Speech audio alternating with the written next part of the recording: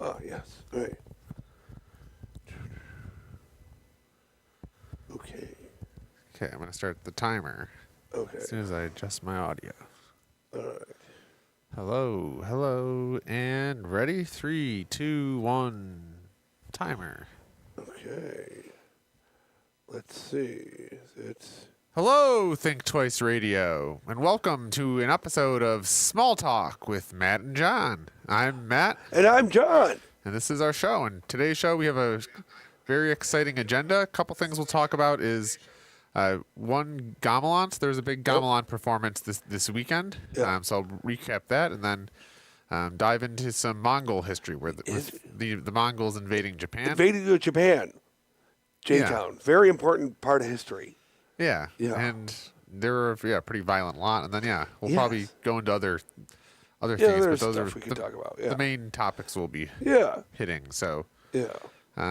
so the Gamelan show. So this past weekend at the Connecticut Street Armory. Yeah. Yeah, I was in a Gamelan show. So It was great. Yeah. so Nusantara Arts, which is a nonprofit here in Buffalo, put on a IO, a Indonesian festival, and it was a 2-night extravaganza.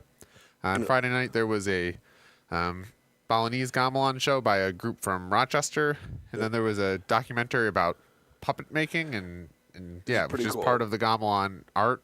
Yeah. So it got into how they make puppets. Essentially, it's this really old tradition where they first start with a young water buffalo, and they need a young water buffalo hide because that's the best type of hide that makes it. So it got into the intricacies of essentially they make these puppets that look frail but last for hundreds of years just because it's been refined over centuries.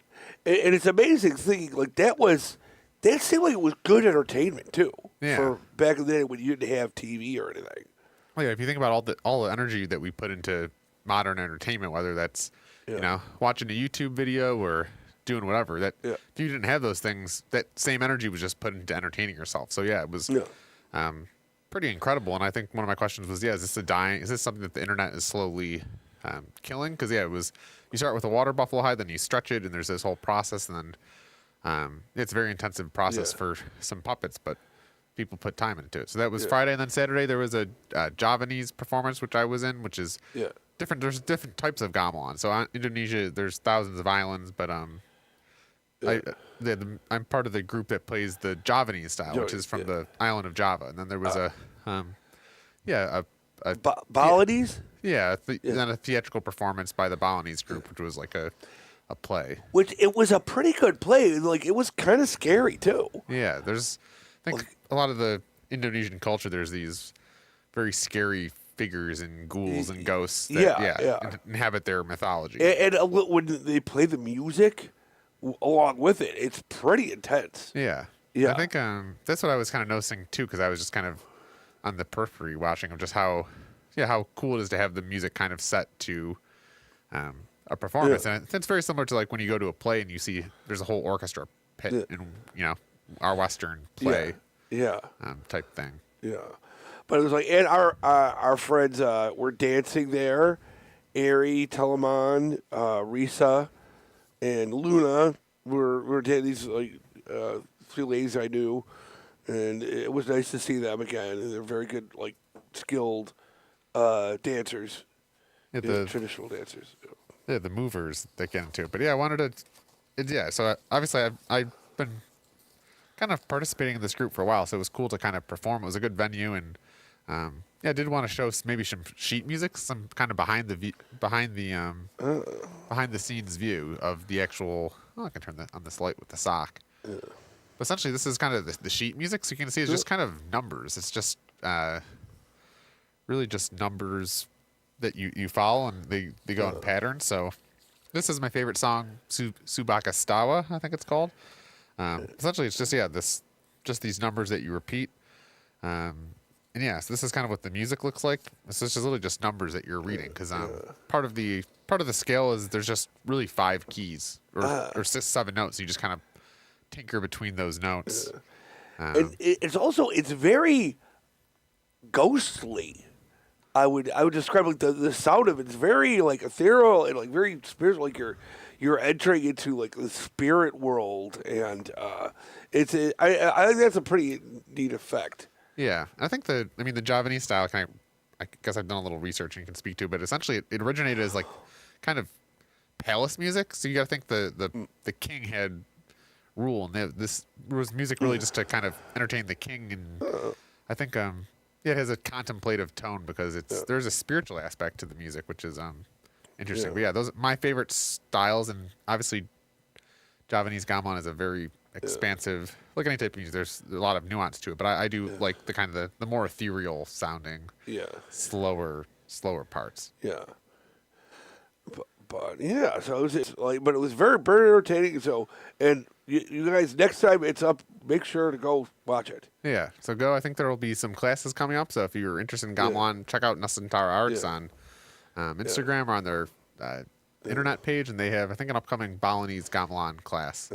That's kind of how I started. I just started. It looked interesting, so I took some classes, and actually, this past kind of year, starting in January, I retook the beginners class because there was this visiting gamelan master in Buffalo. So he's kind of been doing a residency. So it's really cool to kind of learn from and observe a gamelan master, because obviously being in Buffalo, we don't really. They're not really a dime a dozen, but and Indonesia is so foreign to us. It's thousands of islands in the ocean. Yeah. And it's just, but it's Southeast Asian, but it's like one country, but it's really not. It's like thousands. I would imagine, just the variations in culture in the United States when we have just 50 different states. We're all connected via one land block. I can only imagine, when you had these geographic barriers of water, every island is just completely different, and the same at the same time. And the fun thing about Indonesian history, everything has happened there. They had Aztecs have fought with the Ottoman Turks in Indonesia, and which it sounds like, no, that's John, you're full of it. It's going to happen. But what happened was the Spanish basically grabbed Aztec warriors, put them on ships, and they had sea battles with Ottoman Turks in Indonesia. With Aztec warriors? Yeah, which is pretty wild. That's wild. That's not very covered part of history. So, but like I said, everything's happened there. They have they found also another type of human, Homo habilis, I think. Whoa, or no, that was living on no that. Homo forensis, I believe. They call it the Hobbit human. I can imagine it would be a different species of human we could easily develop on some islands. Have you heard about animal dwarfism? Like when you put if you put an elephant on an island, it'll eventually get smaller and smaller. I've not heard that, but that makes sense. This is what happened on this island. Huh. Like basically, you put like an elephant on like a smaller island. Eventually, that elephant will evolve into smaller and smaller. And this I know if you human. flush a goldfish down the toilet and it gets in a river, then it like grows and can get very large because it's in a larger body of water. So it makes you wonder, what is the natural size of a goldfish? Because if your principle is if goldfish have just been kept in containers, maybe that's why they're smaller. They're actually big because they get out in the natural and they balloon. They get very large, like a different species almost. Yeah. So, but this happened opposite. But they were another type of human, and they're called hobbits. Because they gave them the cute little name hobbits afterward. They weren't hobbits, Well, I think that's what's interesting about gamelan music is, one of the first questions I took as a starter was trying to figure out how the notes related to like major and minor scales in Western music, and it turns out that gamelan music, they have completely different intervals. So there actually is no kind of gamelan scale. Actually, each set is like tuned to itself almost. So it's just kind of weird that humans in a different part of the world were developing music. So there's something about music that makes it human. But at the same time, they were isolated from Western society, so it developed a completely different. Style, scale, everything, and even within gamelan, from my understanding, essentially the gamelan, right? I think Javanese was like palace music, but at some point, Java got overthrown, and I don't know if it was the Muslims or somebody else took in, and then the people in power left the instruments there. So those instruments then were used to develop a completely different style of music with the same set of instruments. That's the Javanese. I don't know which order it was, but the reason the Javanese and the Balinese gamelan music is the same, even though it uses the same instruments, is because it's literally just two different cultures that interacted with the with the instruments. Yeah, it's funny. Yeah, but it's interesting too, to your point of the the Homo hobbits, just how human beings are very adaptable. So no matter where we go, we're playing music. Yeah. It's interesting how different groups can kind of come to different results Yeah, or yeah. different And cultures. they found him on a little island, all tucked away. Makes you think, well, maybe, what if there's other, I mean, have we been to every Indonesian island? Is there potential there's another species of human just on some? That is a great question. Very possible. Yeah, there could be another. I Yeah, know there's different types of people still uncontacted tribes in the Amazon. Yeah, There could yeah. potentially be, yeah. other. Different types of human types, like how they were. I think that's the craziest thing Neanderthals. to think about is that, yeah, there's literally just different types of humans. So that's interesting. Yeah, like they had Neanderthals and Devonians. Yeah. And all of them are extinct. So it makes you think, just Yeah. the fact that our hubris to think that, oh, Yeah. we're not in danger or we can never be extinct when literally every other species of human has Yeah. Yeah. gone It's- the way of the dodo bird. Yeah. Oh, it's kind of creepy. Yeah.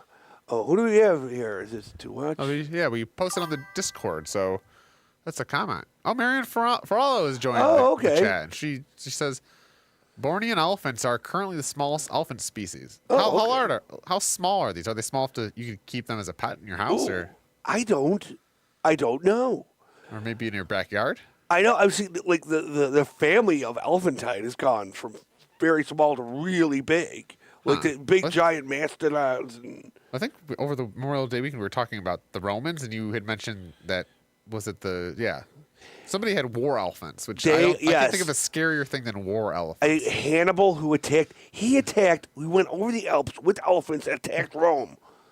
He was a Carthaginian, and he had war elephants. How did he acquire the war elephants? Did he venture to Asia and just He was purchase them? No, these were African elephants, which is insane. Which I think now you cannot do that with African elephants. African elephants are like, get the hell away from me. But somehow he got them. He made them into war elephants. I don't know how you do that.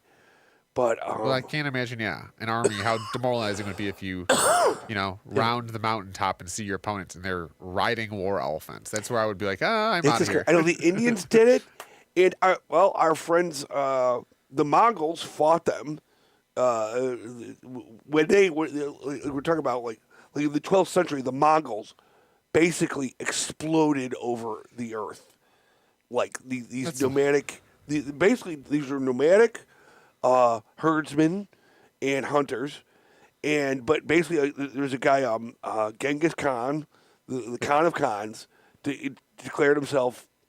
And basically got them organized. That's the whole story. But he basically got these tribes organized. And he basically spread out. They went over India. They went into the Middle East. They went over Iraq and Iran. They went into Russia, and they took over. Okay, I think they're the closest to ruling the world. Right? they got really close. You could basically travel across Asia. Especially did the Alps stop them? Or They basically, it was like a wave. They just got to a certain point. They went through Hungary, went through Russia and Hungary, and they kind of stopped because they ran out of stuff to conquer, and they just kind of like got bored? I think it was time. No, I think it was like just time and like space yeah. and you can What only was take- his unifying message? How was he able to get these tribes to... He declared himself the emperor of all under heaven. Okay. Yeah, he basically said, it's my destiny to rule the earth. Yeah. So Yeah. was his message, did he kind of just extort people, either get in my army or Yes. be roadkill for my army? Yes, literally. Like, you were better. Actually, I mean, you're better off just going along with them. Because if they say they want to take over your town, the deal was just surrender, and they'll be nice to you. But if you don't, they will kill every man, woman, and child in a horrible way. Yeah. And what they would do, sure, they would kill everybody in the town, men, women, children. Then they would leave. Then they would sit and spy and wait. And wait. And wait for the clever people who were hiding to come out. Or to come back. And go, oh, that was crazy, those Mongols. They killed almost everybody. Then they would come back in and kill everybody. Again. Kill the rest of them. So they were really terrible. They use violence as a form of submission. And basically, they were incredibly terrifying. So much so, I'm terrified of them now. Yeah. I think it's like there's some significant portion of human DNA which is Genghis Khan, because I imagine Yeah. In China, I think 10% of the populace is directly related to him through So yeah, so you can very romantic. you can apply what was going on there. But I imagine it wasn't a. I think there's a reason that Mulan's probably the closest to a Genghis Khan, but yeah, there's a reason that Genghis Khan story has not been told in a Disney movie. No, yeah, and it was pretty cool. And, well, basically now. Then his grandkids. Then it split up, and they kept conquering more, and then Kublai Khan. Kublai Khan. He took over China. He took over half of China and Korea, and then he started looking over, and the rest of he basically established a Yuan dynasty, and then they got a lot of these ideas of like, we are the rulers of heaven. And it was at that point that he looked over and he saw Japan. Japanese pirates were like raiding his coasts, and they were trading with his enemy, the Song. And he was like, "Okay, it's time for us to take over Japan." And it was, which is a different island. It's a whole different. You had mentioned Kublai Khan, that made me thought of a poem. Yeah. Which is by who is this done? By Samuel Taylor Coleridge. So essentially, I was reading about Teddy Roosevelt when he was in the Amazon. He got really sick and he was like going to die. Oh. So he just kind of started chanting a poem repeatedly and nonstop. Oh, neat. And it kind of then he made it through. But it was this poem. So it goes. Oh, wow. In Xanadu did Kublai Khan a stately pleasure dome decree, where Elf the sacred river ran through cavernous, measureless to man, down a sunless sea. So I think he just kept saying in Xanadu did Kublai Khan, but he just kind of kept repeating that line, and it somehow kept it alive. Oh, that's amazing. Now, we know a lot about Kublai Khan because our buddy Marco Polo, he stayed with him. Marco Polo, it was like the first Westerner to really go into Asia. Yeah. And he was taken in by Kublai Khan. And at the time, Kublai Khan was thinking of taking over Japan, what they called Zipangu, because they saw Japan as basically a land of gold. Yeah, I'd imagine. I think there's always been a fascination. I think that's part of the reason. Japanese culture always seems to take American culture by storm, and I think vice versa. I think there's this fascination between East and West because, like you're saying, our geography, because the Earth is so large, we have different human cultures that have developed different and quirky cultures, and I think that's a reason. I think I can imagine to the Western people, you'd only hear really rumors and secondhand accounts of Asia. So it'd be I imagine the urge to go explore and go visit that part of the world would be pretty large. At that point. Yeah. It was the first because he went through the Silk Road. They only heard tales from China. They would get silk, and they didn't know. Okay, where the hell did this come from? What's China like? And so Marco Polo went through the Silk Road, and he had a lot of adventures. And he stayed with Kublai Khan, and he got information. He stayed there for a couple of decades, I think, and eventually went back.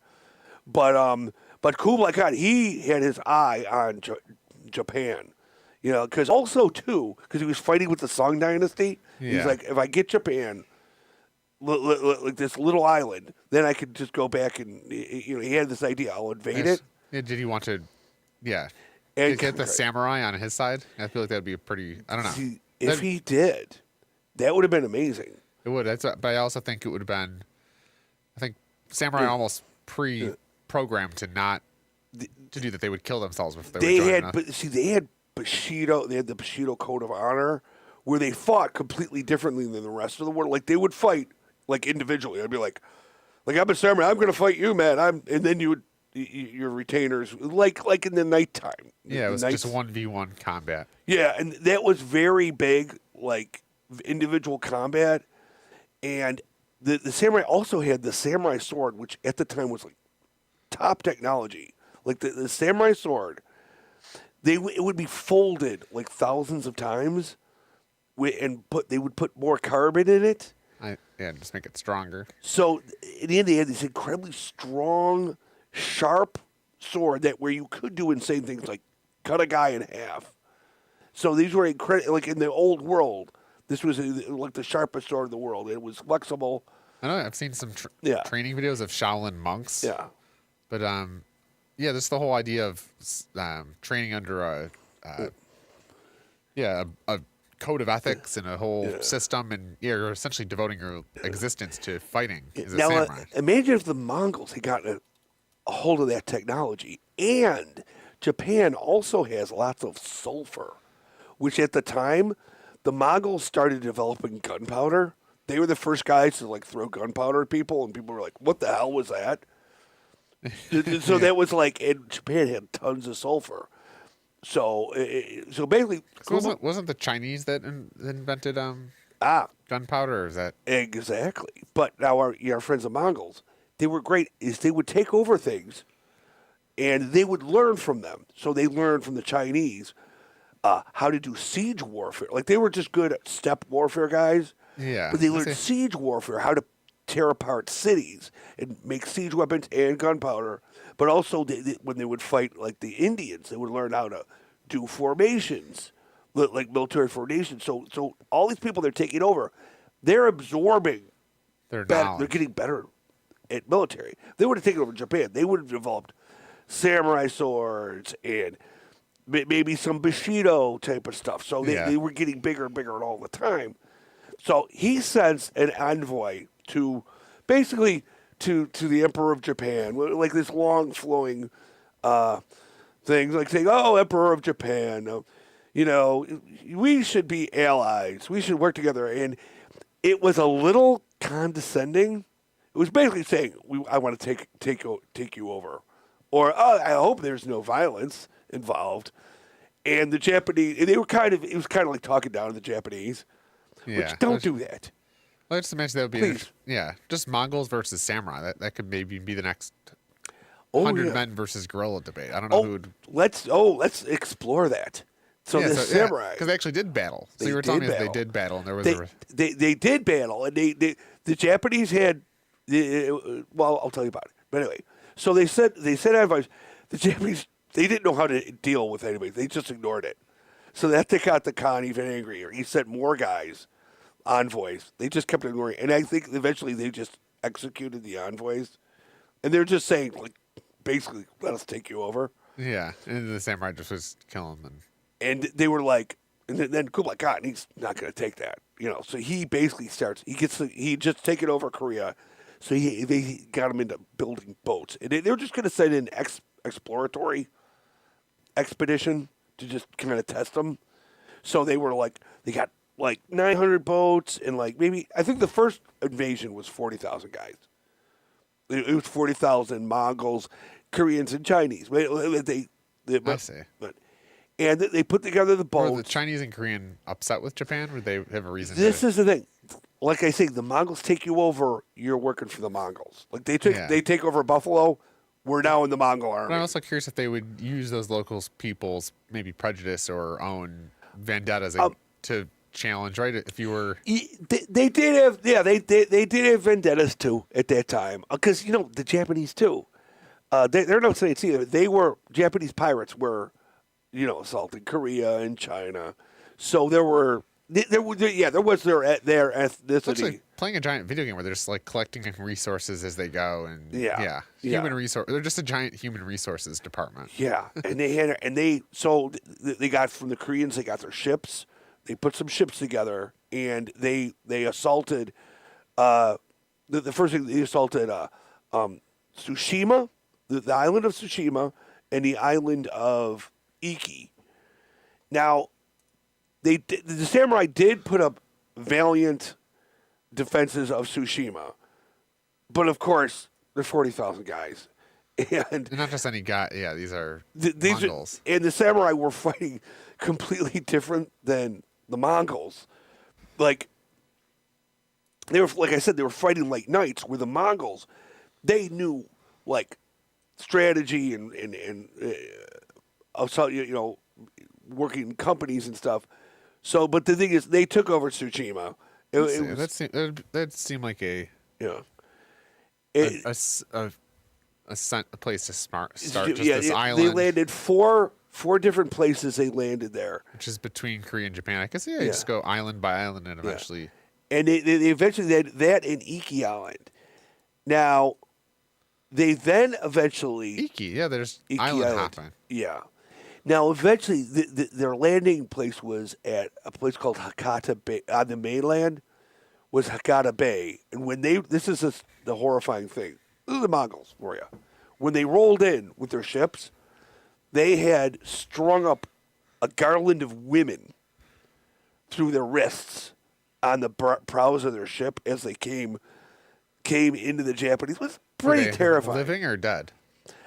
I believe they were probably still alive. I know the Mongols. Yeah. They were just strung up, and it's just not a very, very unnerving thing. So they came in, but you got to give it. They came in.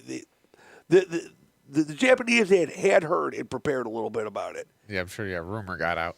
And it was funny. The first thing they did is they shot these whistling arrows at the Mongols. And the Mongols laughed at it because they just thought it was funny. Like, oh, that's cute. Aren't you cute? And they did battle. There was a lot of good stories of individual samurai. Like, they really were great fighters. Like, charging and doing the Bushido charge. And The samurai or the Mongols? the samurais. The samurais weren't. Oh, actually, the samurais weren't pushovers. These were the best of the best at that time. These were see. like the top dogs. So it was an incredible battle, and it was like there were guys. And you got to remember too, the samurai fought for individual honor, which means in order to get credit, you'd have to cut off a head and bring it back to your lord. So they were just hunting heads. Some of these samurai warriors. Yeah, To get the honor, like the most Mongol heads. So it was a fierce battle. They ended up. They ended up pushing. The Mongols decided, okay, they couldn't take the short, so they decided they'd go back to their ships and stay in their ships. But guess what? Those Shinto and Buddhist priests were praying for years. tsunami. Yes. I think the tsunami probably had a big devil face on it, but they were pushed out to sea, and one of the things happened was, bingo, tsunami came, and it crashed them and crushed them. But also, they generally, though, the Japanese generally, with their military prowess, pushed them back. Interesting. But that's not the end of the story. Oh. So I think Kublai Khan probably, when he heard about this, was all angry. He probably spilled a drink or something. Yeah, or got mad. He probably ranted. So he prepared for 5 years. That was just a test. That was just a test run. So he then made a fleet of this is the biggest thing since D-Day. There wasn't anything as big since D-Day, but it was the ancient days. He got 2 giant fleets: a Korean fleet, a Southern fleet, and an Eastern fleet. And in that time, he had taken over the Song Dynasty, so he controlled all of China. So he had all the Chinese on his side, and he built I think it was 3,000 boats at this time. They got like 130,000 guys, and just Lordy. Chinese conscripts too, and Koreans, and Mongols. And they were like, we're taking over Japan. We're going to go show them something. But you got to the emperor at the time, 18-year-old kid, but you got to give him a lot of credit. He was he went to work. He unified the country. He got samurai guys to come and train, and they built a wall, and they figured, okay, they're going to go to Hakata Bay. They built a 25-mile wall, 30, and it's a wall where horses could ride on top of the wall and shoot arrows down, which is a great wall. A great wall. They built this in the bay? In a place called Hakata Bay, which is the best place to land in Japan. It was until they built the gosh darn wall. So they built this giant wall, Hakata Bay, and they figured, okay, and this was also at a time where a lot of these samurais, they're off in their own world, a lot of them, and he was able to unify them. The emperor, he gave a little central authority stuff, and but then 5 years later, the Mongols come back. There's 2 fleets. One fleet goes through the same routine. It whacks Tsushima, and then it whacks Iki, and then it goes toward Hakata Bay, and it gets the fighting goes on for like 52 days, and eventually the other fleet gets there, and this is another thing. This is okay. This is what they say about the Japanese. Don't fight them. Yeah, best to not fight them. Do not engage in warfare. You run the other way. Because one of these things, and the Japanese would do this later in World War II. In the middle of the night, the samurai would get in their own boats. And there would be Mongols out in their boats, and they would sneak onto their boats, kill them in their sleep, set the boats on fire, and leave, which is pretty scary. Yeah, that is a... Yeah. That'd just be interesting. Yeah, you just warfare, and then you just go sleep in your boat in the bay. I'd imagine that'd be an opportune time for someone to attack you. And now the Mongols, they were used to like peasants going, "Oh no, the Mongols! Oh no, not the Mongols! Oh, oh!" Well, there was a lot of effeminate warriors back then, but anyway, that's what they thought. But now later in World War II, the Japanese would do that to Americans. You'd be in your foxhole. Now, in Germany, you'd be in your foxhole, nice and safe, and go, "Oh, I just killed a crow. Oh, boom." A Japanese would dig up into your foxhole, cut your balls off, shove them in your mouth, and leave you there to die, bleed to death. Yeah, maim you. You. And cut your guts open and then leave you. I'm sure there must have been some funny things where guys would wake up and go, "Well, put my balls in my mouth. Who put these egg, buddy?" And then they go, "Oh no, it was me." I'm stabbed. They die. That's So okay, all this was going on. So anyway, the Japanese were fighting fiercely. 25 miles. Then they made a feint. The Mongols said, "Oh, let's trick them. We're all going to go to somewhere up south." And they went there. But then guess who showed up? The divine wind. Oh. What we call the kamikaze.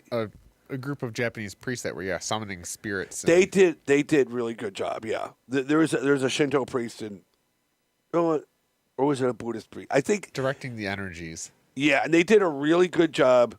And they got basically this giant storm. Another giant storm came. This is the second one, and this is 100,000 ships, and and basically the Japanese kept them off of the shore. And where they'd go back and they were attacking their ships too. So it was a whole big mess. I can imagine that's one of the geographic advantages Japan has. That's completely surrounded by water. Yeah. So it's very, there's this, you got to get there. So it's not like the Mongols could just ride up on their horses. They actually had to get on boats, which is then. And their horses was like their biggest thing. They could come in their horses. Did they bring the horses on the boats? And I think on some of them, the boats did have horses on them, and they knew once they got those there, that's like their tanks, because a Mongol warrior was raised on their horse. They were raised like us little kids, like hunting and just like they would ride sheep when they were kids. Then they could. That's probably why they're so powerful. They need to bring supplies with them because they could. Yeah, just make the supplies from wherever they were. They could run, and they were able to run horses. They would have a fresh horse. They could go, they would just ride a horse real fast, drop it off, get another horse, ride that super fast, where they could move like super fast around. And also they could put an arrow in your eyeball on horseback from like 100 yards away. They were incredibly skilled archers. Because they would hunt for a living. That's what they did all day. Yeah, it was different than they didn't have 9 to 5 desk jobs. Yeah, and like I said, a lot of the warriors who fought were ninnies. Like, "Oh no, the Mongols! Oh, oh." Yeah, I'm only kidding. Imagine if did they have the strategy, kind of the Western strategy, where you just get all your 18-year-old men and you just put them in the front of the lines and they're essentially just feed them to the meat grinder to kind of wear out the opponent type of thing. It was more thought out because they knew that they were smart. They didn't have weird concepts of honor like the samurai would have. They would go attack you. Oh, attack you. Then they would run away. And then, like, a lot of armies would go, "Ah, ha, ha. They're running away, those Mongols. We'll follow them." They would follow them, which is very hard not to do that. "We're going to get you, Mongols." Then they would lure them into a very vulnerable spot, they turn around and then just start arrow. Like, I don't know if they said Legolas, but they will. Yeah, they were just and cannon fodder. The thing is, humans are a lot like animals. We are animals. And the Mongols were great hunters of the plain. So you scare animals into a certain situation. You can run them off a cliff. They did the same thing with humans. They would scare them. They would lure them into different areas. And so they were very skilled tacticians in that way, just natural tacticians. And you have to remember, too, then the people they conquered, they learned stuff from. Yes, they were evolving. Yeah, so they're very... It was like war was in their blood. They really didn't have a lot of a... They were very, So what eventually did in the Mongols? Well, it seems like, what was their Achilles heel? It was original Genghis Khan. He was a big guy. And then, of course, he split up amongst his sons, then grandsons. A lot of times, I think it's the people who fought him were like, the Egyptians fought him. It's like at the edge of their empire, they were at the edge of their empire, they would falter and fail. But also, it was big. And like...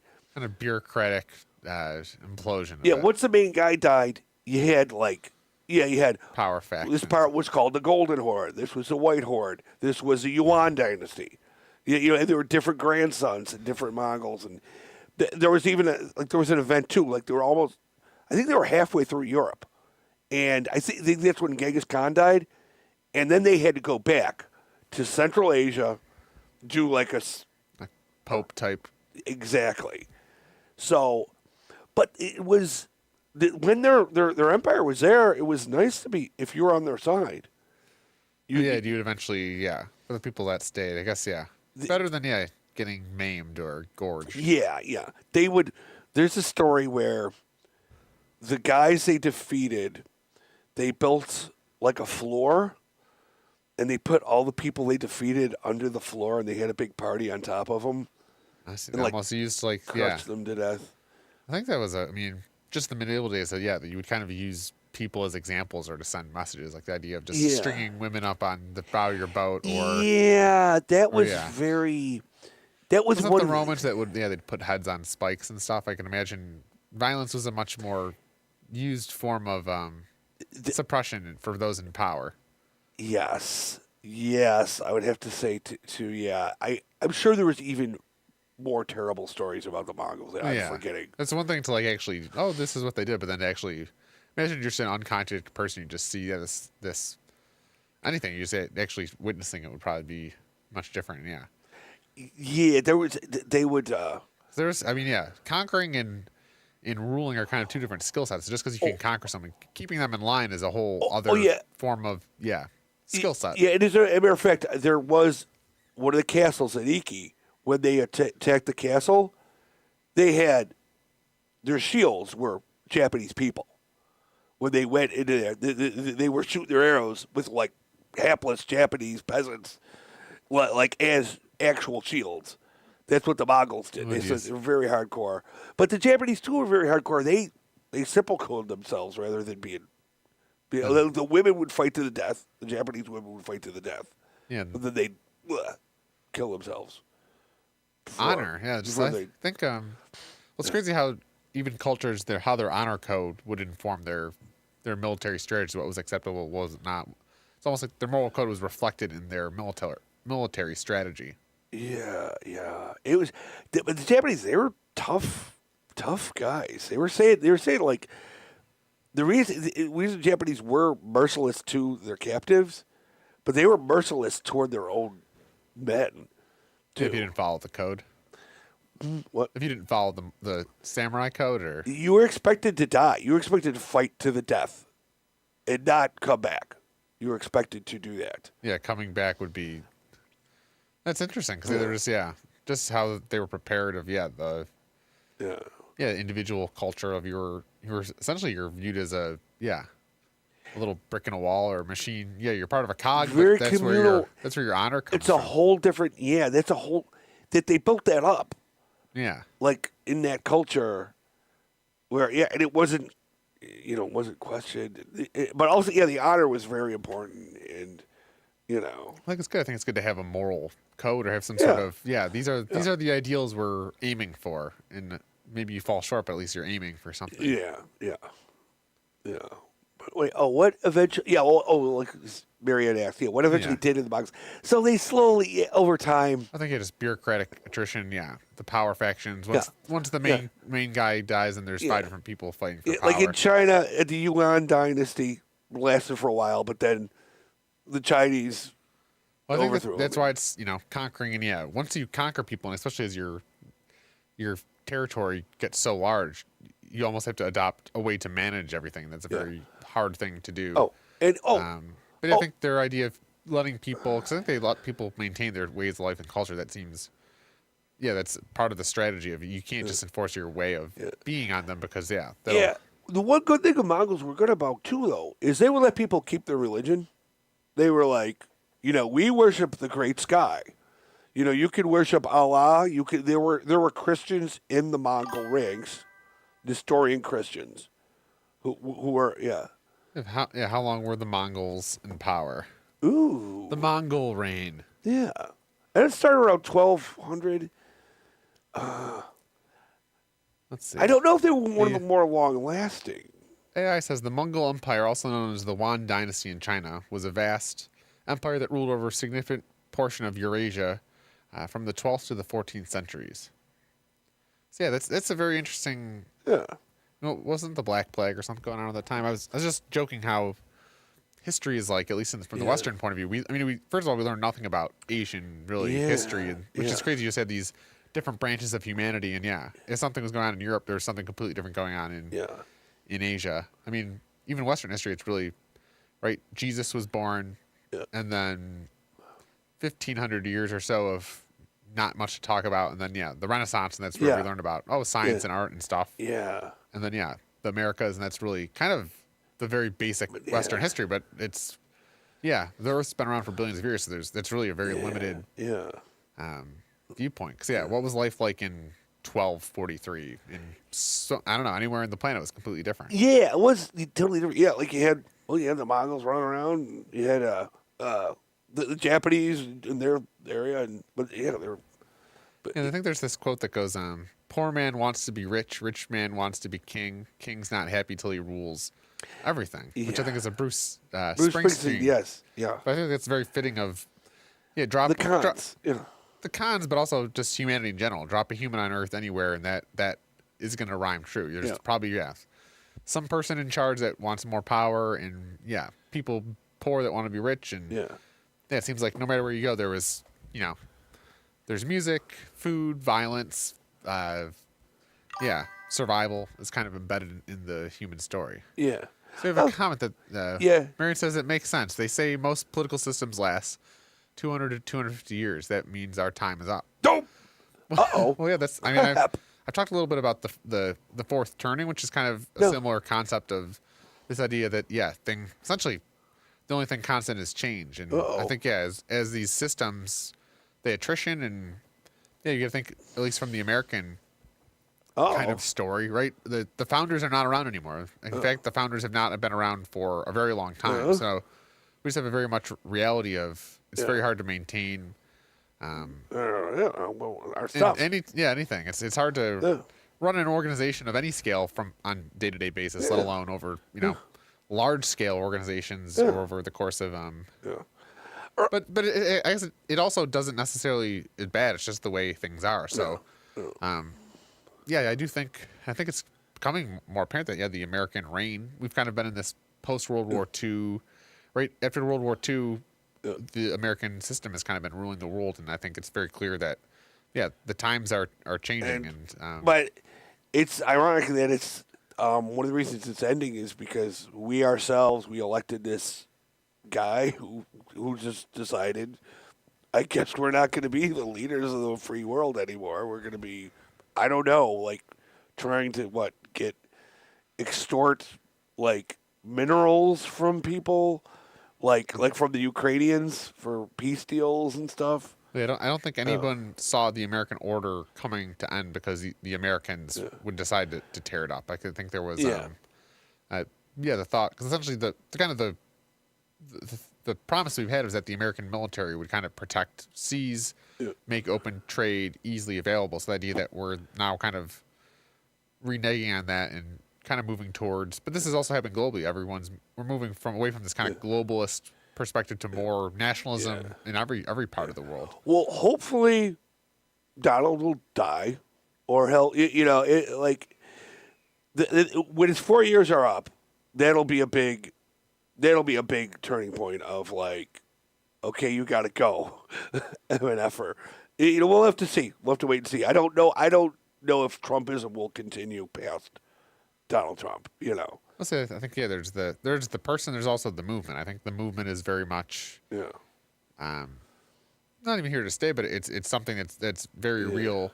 But like you're saying, and I think there's a kind of quote that death is the best invention of life, because whether ideas too, right? There's certain ideas that hold humanity back that need to die, and really kind of the only way. It's similar to like how winter informs spring. If there was never a winter that killed everything, there'd never be an opportunity for a spring or a summer for something new. And it's kind of this, I think it's part of the natural rhythm of the universe, of things need to die, right? Even stars explode at their end of their terminus, but also it creates a new energy field. So it's kind of this cyclical pattern of death and change. And he will not leave willingly. So I guess we'll see. I think we'll see.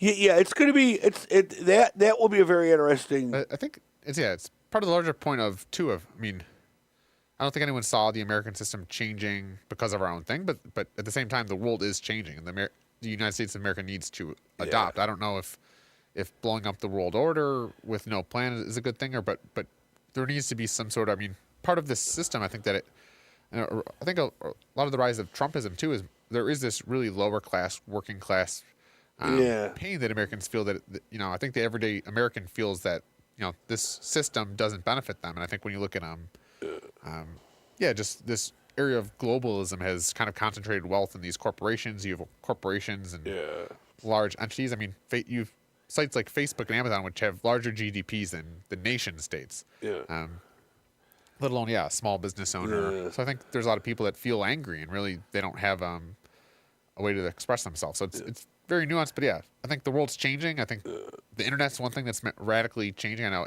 we've talked about AI in the show of essentially everything needs to be rethought. Everything and anything is up for grabs, because with AI, I think AI is something too it's kind of like the Industrial Revolution, but even bigger than that. So, but also with AI, it could do a lot of our jobs. So that's creepy. It could do, and it's weird, but also it makes our lives easier too to do stuff. That's where the story is still being written, because routine things it can do exponentially better than humans. Can it?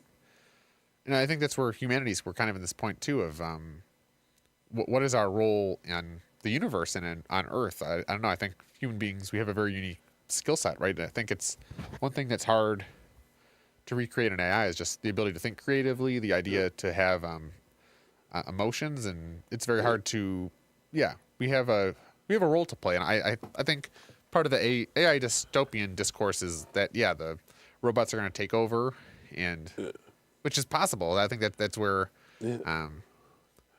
but also things are changing, and I think the next 100 years are going to be a pretty wild ride for humanity. I'll be aboard maybe for some of that time, but well, maybe you could live long enough to where like they could have new organs for you. And you could go for maybe a couple 100 years. There's some radical scientist that says the only job anybody has is just to stay alive over the next 4 years, because we're going to have this crazy medical technology, which is true. I think I've heard someone said that an AI is going to be churning out Nobel Prize level research every 4 seconds or something absurd. So it's like, I hope so. Yeah. Well, if you think of the human genome, we're just essentially we're a bunch of 0 and 1s at a DNA level. So if a AI could potentially, there is ways. I don't know. I think that's something we. Have we talked about quantum computers yet?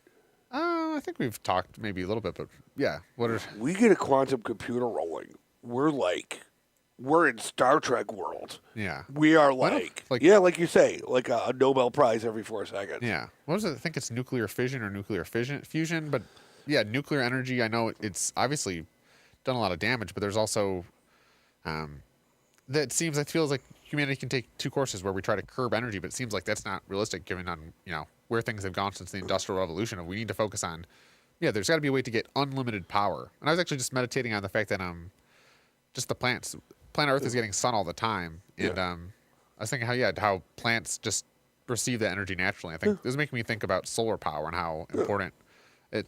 You too, as someone that works in solar, how important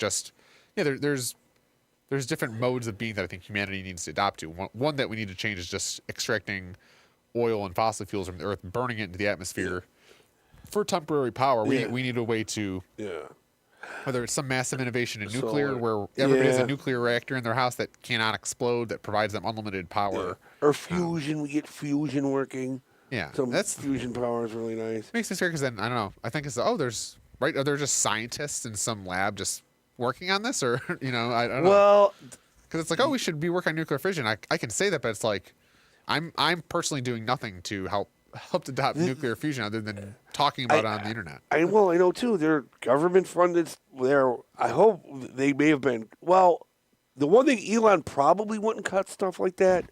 He'd cut other stuff, but we have government. The government working on stuff like that, but also companies doing it. Individual companies all over the planet who want money. Yeah. So there's some AI researchers. They're talking about how essentially there's going to be AI companies. So AIs are eventually going to be. Think of like a service. Have you ever heard of like Fiverr? Or there's websites where you can hire freelancers. Essentially, AIs are going to be able to like organize humans in the future, which is kind of a weird thought because, when you think of like a CEO, it's just a human being making decisions. Yeah. But what if one was really good? Well, that's the thing. An AI could actually be organizing people, and AIs and computers in general, they work 24/7. So. It's one of the things of, especially with this era of globalism where we exported manufacturing offshores to be made out of sight, out of mind by, essentially slave labor in third world countries. Yeah. It's kind of been part of what's keeping our economy and our standard of living so high. Yeah. The future, I think, is something more like, AI manufacturing, something with 3D printing. But I think technology is a thing where computer systems and AIs can do things radically cheaper and radically better than large bureaucracies. Oh, I don't know. Yeah, I hope we benefit from it. That's really, it's there's good and bad, and probably the reality will be a mix of both. There's no probably utopian or dystopian. It's probably some radical, kind of blend of both. But have you heard anything about your AI event? You want to do an AI versus artist? That's what I was wanting to do for infringement. I haven't heard anything back from infringement. I know I got to start.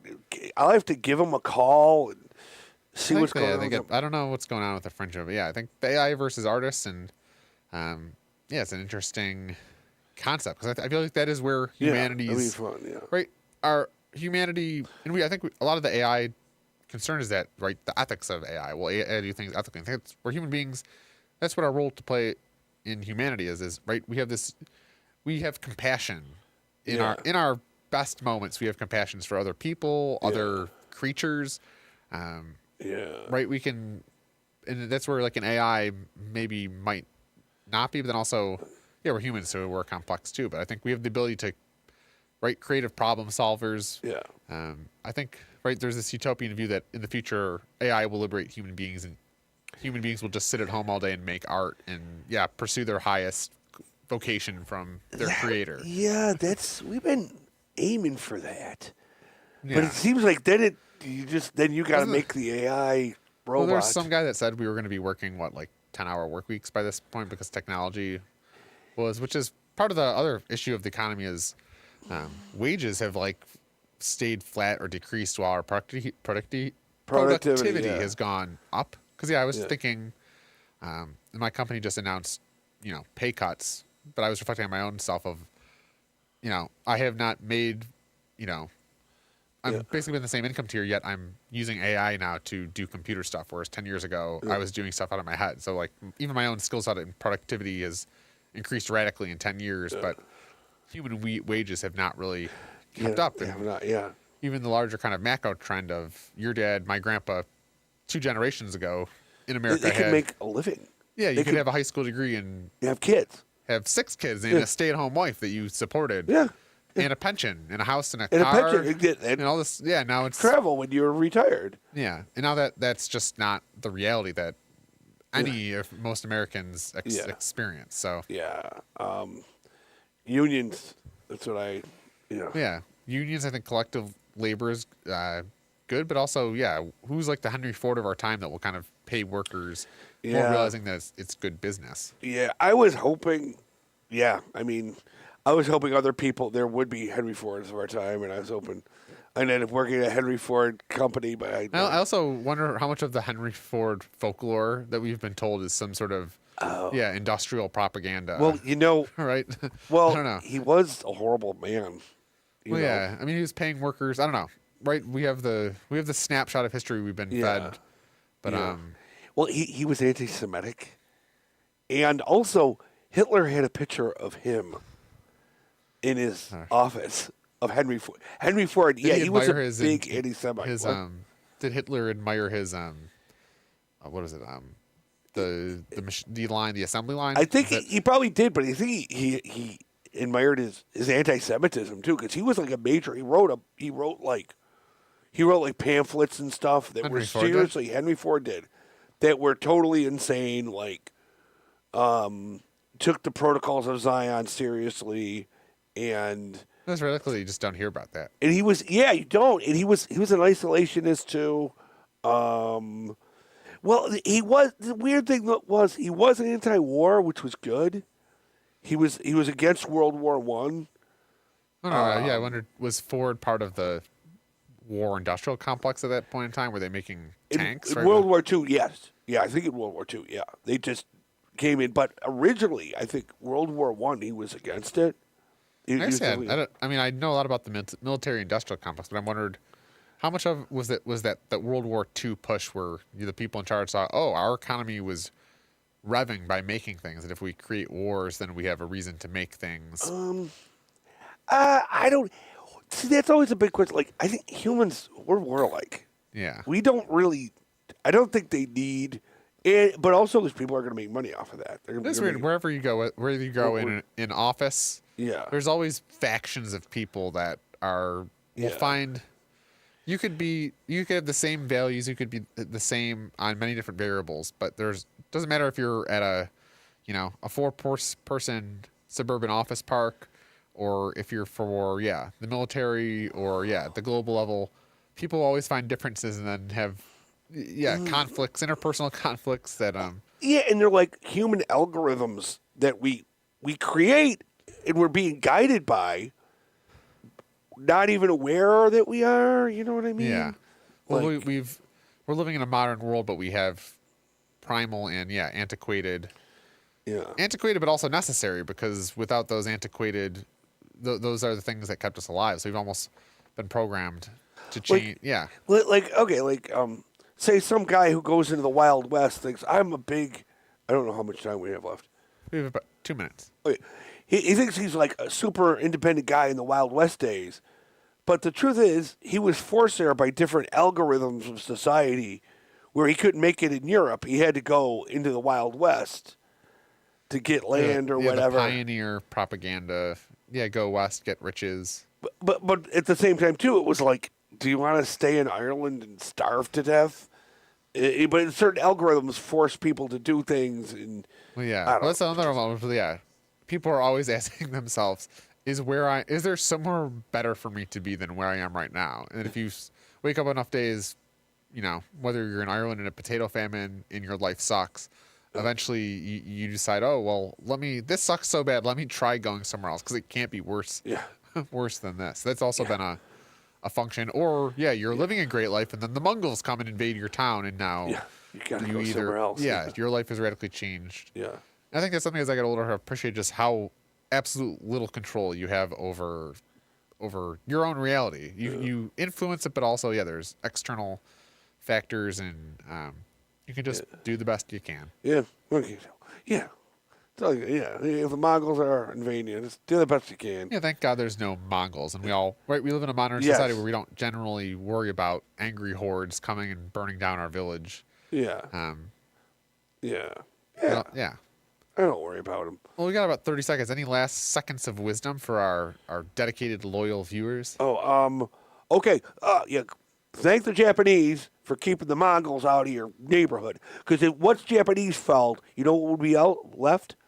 Japan?